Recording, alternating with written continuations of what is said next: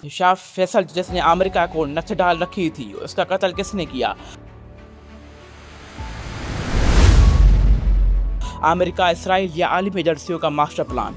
वो शख्स जिसने मस्जिदुल अक्सा में नमाज पढ़ने की कसम खाई, वो लीडर जैसे अपनों ने दगा दिया। शाह फैसल की आखिरी 24 घंटों की उस होलनाक हकीकत से पर्दा उठने वाला है जो आप नहीं जानते होंगे। शाह फैसल वो बादशाह थे जिन्होंने मगरब को उनकी औकात याद दिला रखी थी। क्या शाह फैसल का कत्ल एक खानदानी बदला था या उन्हें लाहौर की इस्लामी सरबराही कॉन्फ्रेंस और भुट्टो से दोस्ती की सजा दी गई? आइए जानते हैं। 25 मार्च 1975 सऊदी अरब का दारुल हुकूमत रियाज में एक ऐसा दिन जिसने तारीख का धारा बदल दिया। वो शाह फैसल जिसने तेल को हथियार बना दिया, आज अपनों की साजिश का शिकार होने वाला था। वो शाह फैसल जो मगरब के लिए बड़ा खतरा था। वो शाह फैसल जिसने दुनिया में सुपर पावर्स की अजारतदारी को चैलेंज किया।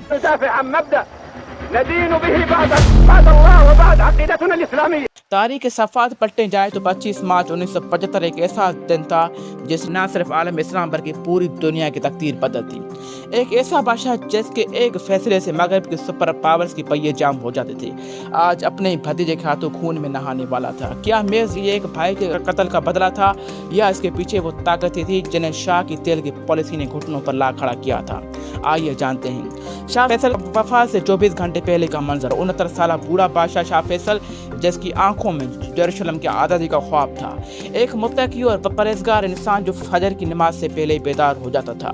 25 मार्च को भी मामूल के मुताबिक नमाज और इबादत में मशगूल अपनी मौत से बेखबर शाह फैसल शाम को होने वाली मीटिंग्स के बारे में सोच रहा था।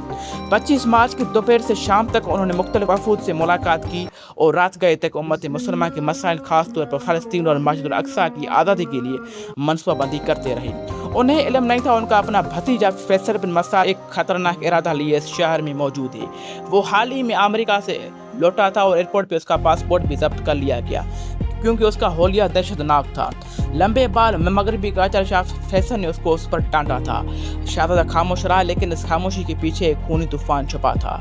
ये बिगड़ा हुआ प्रिंस फैसल बिन मसाद कौन था? फैसल बिन मसाद एक ऐसा प्रिंस जिसे खानदान की काली भेड़ कहा जाता था। अमेरिका में यूनिवर्सिटी तालीम के दौरान LSD जैसी मंशियात का आदी हो चुका था। फैसल बिन मसाद कोई आम प्रिंस नहीं बल्कि बागी प्रिंस मसाद का बेटा था जिसने शाह के जदीद असरात खुसूसन टेलीविज़न की आमद की मुखालफत की थी। 1965 में टीवी स्टेशन पर हमले के दौरान इसका बड़ा भाई खालिद पुलिस की गोली से मारा गया। क्या फैसल बिन मसाद अपने भाई का बदला लेना चाहता था? लेकिन इस कहानी का सबसे पुरस्कार किरदार एक अदाकारा केस चाना सोमार थी, एक ऐसी अदाकारा जिसकी फिल्म का वजूद तारीख में नहीं मिलता, लेकिन वो शहजादे के साथ साए की तरह थी। क्या वो CIA की हैंडलर थी? वो फैसल बिन मसाद के दिल में मुसलसल शाह फैसल के बारे में नफरत फैलाती रहती थी। अमेरिका में क़याम के दौरान फैसल बिन मसाद LSD जैसी मंशियात का आदी तो हो ही चुका था, मगर उसे वहाँ पर बार बार ये एहसास दिलाया जाता था कि तुम्हारे चचा तरक्की की राह में रुकावट है। तो वापस चलते ही 25 मार्च 1975 की सुबह घड़ी की सुइयाँ 10 बजने का इशारा दे रही थी। शाह फैसल कसरे रियाज में अवामी दरबार यानी एक मजलिस लगाए बैठे थे। यह वो जगह थी जहां आम शहरी भी बादशाह तक पहुंच सकता था। कोविद वफ्त मुलाकात के लिए कमरे में दाखिल हुआ और उन्हीं के साथ फैसल बिन मसाद भी अंदर कमरे में दाखिल हो गया। शाह फैसल ने अपने भतीजे को देखा और अरब रवायत के मुताबिक जब बड़ा छोटे से मिलता है तो छोटा पेशानी चूमता है। शाह फैसल उसे प्यार देने के लिए झुके, लेकिन मोहब्बत के बदले वहाँ मौत खड़ी थी।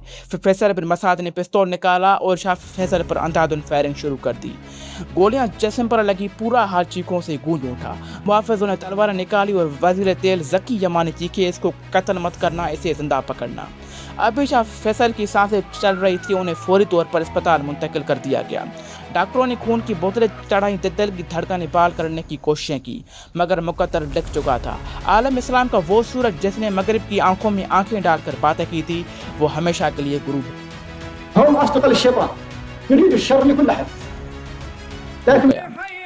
रियाज में 3 रोज शोक का ऐलान हुआ। शाह फैसल के भाई शाह खालिद उनकी मैयत को देखकर फूट फूट कर रोए थे। अब आंसू खुश्क भी नहीं हुए थे कि इक़्तिदार की बसात पलट ली गई। फिर जून 1975 का गुरूब आफ्ताब से 3 घंटे पहले अल हुक्म पैलेस के सामने हजारों का हुजूम जमा था। प्रिंस फैसल बिन मसाद को लाया गया। ये वही प्रिंस था जो अमेरिका में ड्रग डीलिंग में पकड़ा गया था, आज अपने चचा के कत्ल की सजा पा चुका था।